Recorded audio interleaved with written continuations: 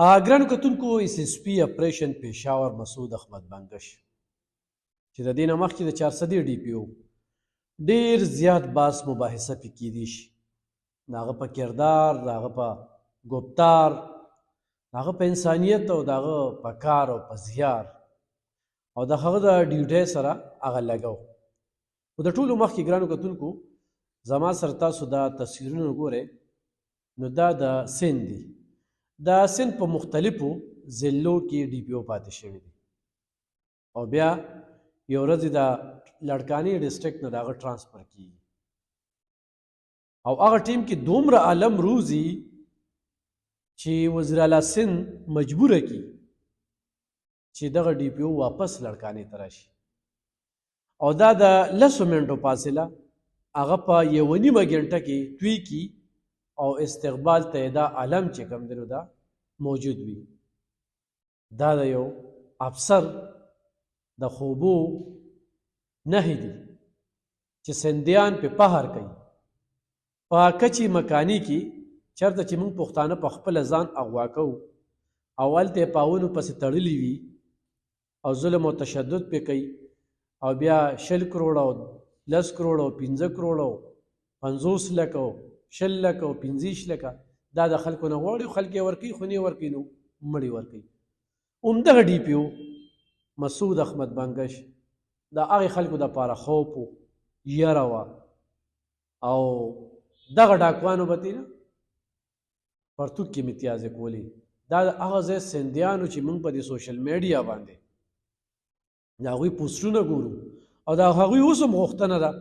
چې دې د سند ته راشي محب وطن محب ضلع خلک وي په دغه ضلع کې چې هغه کوم وخت تېر کړ بیګا پتلو تلو کې اخیرنی دغه یو پراجیکټ چې د پړانګو تاڼه وه چې ډېره زیاته خرابه وه د هغې افتتاح یې وکړله د هغې نه مخکې د فال د ډي پی او دفتر اوو تاڼو کې سولر سسټم د عثمانزو تاڼه د شکور تاڼه د هغې منظوري او سیف سیټي دپاره د 6 کروڑ روپو پراجیکټ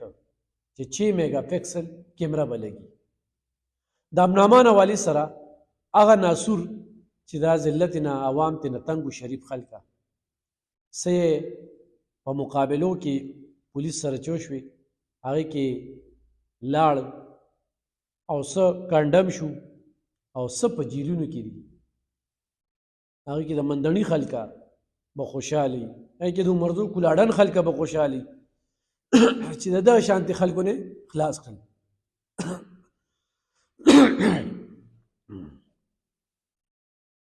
بله ګرانو کتونکو آیس فروشي زموږ په دې سیمه کې ډېره زیاته ده ډېر خلک وله جواز پیدا کوي چې زموږ پیسه پنجاب ته لاړه او هغه چې راغلو نو په دې ضلع کې کرفیو وه چا سبزي نه اخسته چا فروټ نه اخیستل دا جوازونه ورله پیدا کوي خو چېرته دو نه وي چې څومره خویندې میندې کونډې شوي څومره سړي دې وخت کې د دوبۍ سعودي او په مختلفو ملکونو په جیلونو کې دي په دې باندې څوک هم خبر نه کوي په دې څوک خبرې نه کوي چې 15 کاله د کوټې درک نه لګېده یکدم مالدار شو د ستړمشو چل نه ورځي او په خلکو بدماشۍ کوي او د غټو غټو ګاډو نه راکوشي او 5 شپږ ټوپکي ورسره خوش رنګې کوي په دې باندې خبرې نه کوي چې نوي کول میټریک وکړي نو هغه ړومبې دغه غټ غټ ګاډو لیونې کړي وي چې په کوڅه کې ګرځي چې زه دا ګاډی د چېرته نه پیدا کړ په کومه دنده کې پیدا کړ نو هغه دنده چې زموږ د بچو پانده ده نو دغه خلک هم شروع کړي او دې وخت کې 80% زموږ تنګې تحصیل زموږ شب قدر او 400 تم دغه ناسوري عمل چې کوم دی نو رسېده نو دغه خلکو واقعي چې دغه ضلع پرېښودې وه او څه دوه کم سل انټرنیشنل نیشنل هم نه انټرنیشنل سمګلران چې هغې پسې د ډېرو غټو غټو افسرانو لاسونه وو د سیاسي پاټو لاسونه وو هغه یې چې کوم دی نو ګرفتار کړل او په جیلونو کې دي او داسې فیار یې پې وکړئ چې رو یې پکې پرې نه ښوده بله غټه خبره چې چا به دغه شانتې خلکو ضمانتونه کول نو د هغوی په ضد باندې هم یې فیار وکړئ او هغوی بیا توبهګار شو چې دا ایسپرو شو ضمانتونه به یې نه کول نو هغه په جیلونو کې دي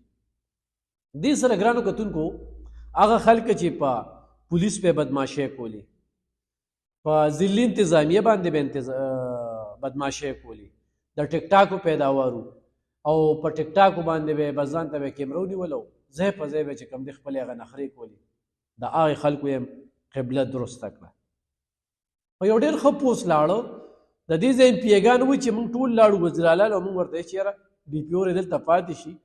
وزیر اعلی دا وایي چې یاره پېښور حالات ډېر زیات خراب شوي دي او په دې صوبه کې واحد دغه افسر دی چې د پېښور دغه حالات په دې ټیک کړي، نو دې دلته کې راشي. خو دغې ته موږ په ښه نظر نه ګورو. دا زموږ د ایم پي ایګانو او د دې ځای د ایم این ایګانو بېحسي ده او کمزوري یې ده چې دوی خپل یو کس نشي پاتې کولی. شپږ نیمې میاشتې دلته تېرې کړې، د شپږو کالو کارونه یې وکړل او فال دفتر، ډي آر سی دفتر، په دې کې چې کوم دی نو ډېر کارونه وکړل. سیټ تاڼه ډېره زبردسته کړله، چوکیات یې چې کوم کې فرقونو هغه یې ټیک کړل. نو چې دا پراجیکټ یې مکمل شوی وي نو بیا چې تلو بیا هم ټیک وه. نو د وخت نه ډېر مخکې لاړه، خو په دې شپږ نیمو میاشتو کې د شپږو کال کار وکړو. بېګا اخرنۍ تقریب ټولې سیچوګانې راغوښتو، ډیسپیانې راغوښتو، د ټولو یې تعریف وکړو چې ما سره هم ډېر زبردست کار وکړو. او واقعي چې ډېرې سیچوګانو چې اموخونه یې خراب شوي نو چې نوی افسر راشي، تکړه افسر راشي، بهادر افسر راشي، نو بیا پولیس او کانسټیبل کې هغه جذبې شته. خو جی پي ما چانه یاره مه کوئ چې یاره تاسو ته به سیاسي پارټۍ څوک ووایي، پریشر به د باندې روړي. نو افسر وي، یو موړو، یو د کور نه مضبوطو، یو په قانون باندې پیو او یو د خپل کار سره مخلص او خبره به یې څه کوله چې سم کوي دا الله کوي او الله به زما نه تپوس کوي. او مختلفو وختونو کې به مثالونه ورکول چې عمر رضی الله تعالی عنه خو به په دې جړا کوله چې سمندر په غاړه به د سپیم زمانه پوښتنه کېږي. نو زه به آیا دې خلکو ته ورسم خو به نه رسم. ټوله شپه به ګرځېده او یک تنخوا به په دې ضلع کې ګرځېده. تیررزم خلاف یې ډېر زیات کار وکړو، خو هغه شانتې ښکاره نه دی.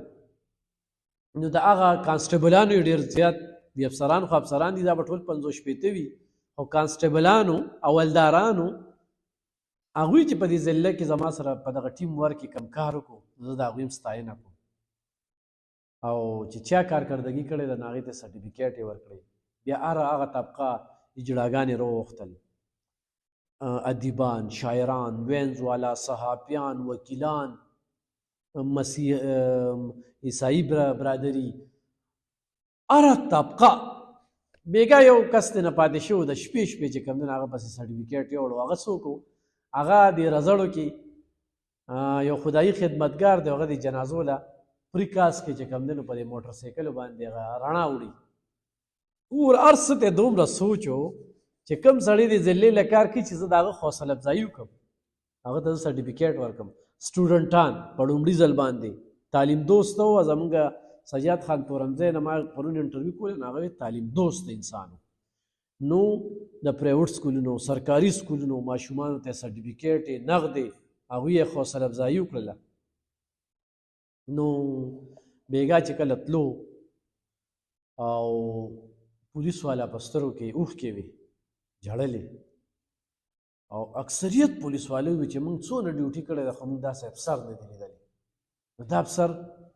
یو مثال دی د نورو افسرانو دپاره چې نن پې موږ هم بحث مباحثه کوو او چې د چا نه هم تپوس کوي د دې افسر په کارکردګۍ به بحث مباحثه کوي. نو دا موږ چې خبرې کوو نو د ښه سړي ستاینه کېږي او عمل په کار راځي او کردار پاتې کېږي. نو وي داسې مړ شه چې ته جاړه او خلک خاندي. هغه چې پرون ټرانسفر کېده هغه خاندل، خو چې څومره خلک وو نو هغه ژړل، خفه و. اوس هغه بېله خبره ده چې زموږ د ضلعې خلکه یا په دې حالاتو کې موږ دا کمه ګراني چې ده نو موږ په خپل ځان شوي وو، د دې څیزونو نه خبرېږو. ګینې په دې شپږ نیمو میاشتو کې موږ نه د ایسپروشو خلاف مظاهره کړې ده، نه تاسو به کتلي چې داسې پریس کانفرنس شوي، نه به تاسو داسې کتلي چې د پولیس خلاف مظاهره شوې ده. چا چې مظاهره کړې ده هغه ناسوري خلک کوي،